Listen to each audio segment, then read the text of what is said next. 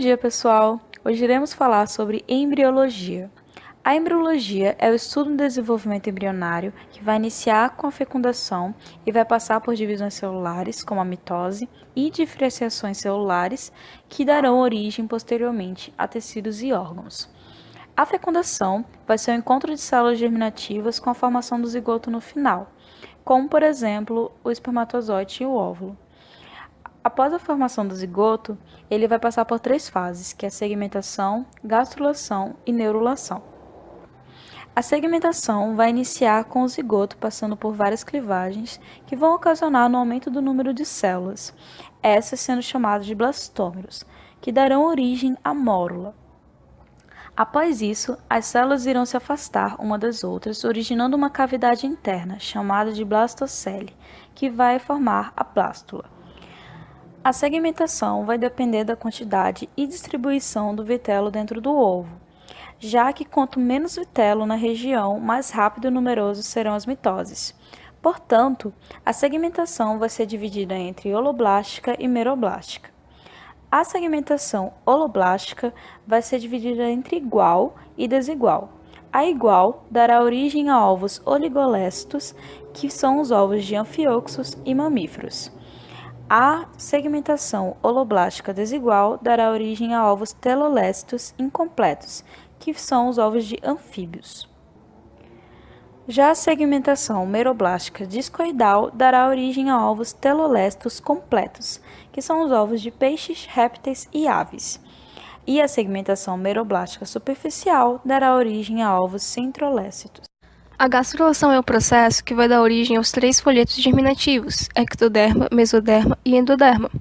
E a migração de células para dentro do embrião forma uma nova estrutura denominada arquêntero. O arquêntero ele se comunica com o meio externo através de uma abertura que é chamada de blastóporo. Nos vertebrados e outros cordados, assim como em equinodermos, o blastóporo vai dar origem ao ânus e a boca vai se formar posteriormente. Esses animais eles vão ser chamados, então, deuterostômios. Em outros animais, como moluscos, nematóides, anelídeos e artrópodes, o blastóporo vai originar a boca e o ânus ele aparece posteriormente. Esses animais vão ser, então, chamados de protostômios. Posteriormente à gastrulação, vai ocorrer o processo de neurulação, que vai ser a formação do tubo nervoso e da notocorda. A formação do tubo nervoso ele tem início quando as células do mesoderma e do endoderma liberam substâncias que vão induzir as células ectodermas acima delas a se diferenciar. E o ectoderma dorsal adquire o aspecto de uma placa achatada que a gente conhece como placa neural. À medida que se forma, essa placa neural se dobra até que as suas bordas laterais, que são chamadas de cristas neurais, se tocam e se fundem, isolando assim um tubo de células ao longo do dorso do embrião, o tubo nervoso. Ao mesmo tempo em que o tubo nervoso está se diferenciando, um conjunto de células se isola do mesoderma e forma um bastão consistente, chamado de notocorda. A notocorda é uma estrutura típica dos cordados e está presente em alguns estágios do desenvolvimento de todos eles e desaparece na vida adulta da maioria das espécies. Organogênese, que nada mais é que a diferenciação dos folhetos germinativos para dar origem aos principais órgãos e tecidos. Como já vimos, é durante o processo de gastrulação que ocorre a formação dos 3 folhetos embrionários, em especial a ectoderma e a endoderma. Já durante a neurulação, ocorre a formação da mesoderma. Ou seja, no estágio de neurula, os cordatas já apresentam os 3 folhetos embrionários. E é durante a neurula que ocorre a formação do tubo neural e da notocórdia. Ectoderme seria essa camada mais externa, aqui representada em azul. Endoderme, camada mais interna, representada na cor amarela. E a mesoderme, camada voltada ao meio, representada aqui na cor rosa. Através da ectoderme, será originado a epiderme, o sistema nervoso, as cavidades anais, nasais, entre outras, e toda a parte da mucosa dos revestimentos. Já a endoderme dá origem ao sistema respiratório, fígado e pâncreas, e toda a atividade metabólica relacionadas a esses órgãos.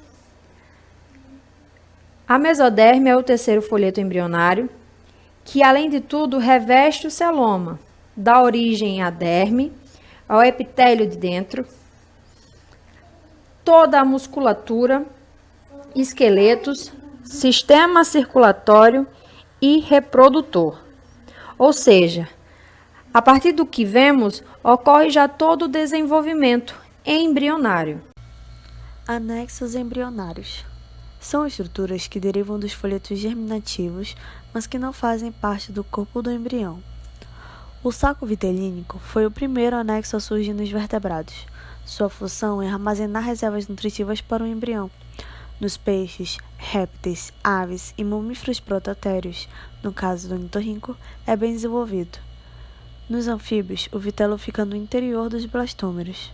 Já nos mamíferos eutérios ou placentários, é reduzido.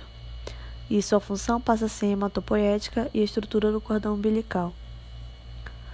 No alontoide, as funções dos répteis, aves e mamíferos monotremados é de armazenar excretas, realizar trocas gasosas, retirar cálcio da casca do ovo e proteína da clara para o embrião. Sua função nos placentários participa na formação do cordão umbilical, formação dos vasos sanguíneos do cordão umbilical.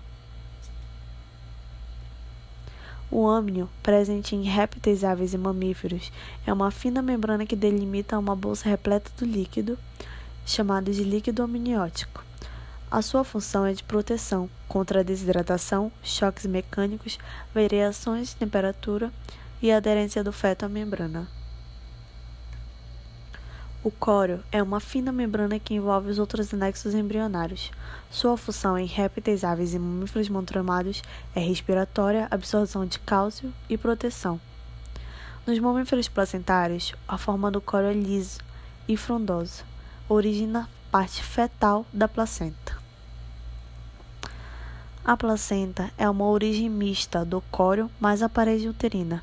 Sua função é de trocas gasosas e metabólicas, imunológica e hormonal. Cordão umbilical é uma exclusividade dos mamíferos. É o elemento de ligação entre o feto e a placenta materna. Apresenta duas artérias, com sangue venoso, e uma única veia, com sangue arterial. É formado a partir do alontoide e da vesícula vitelínica.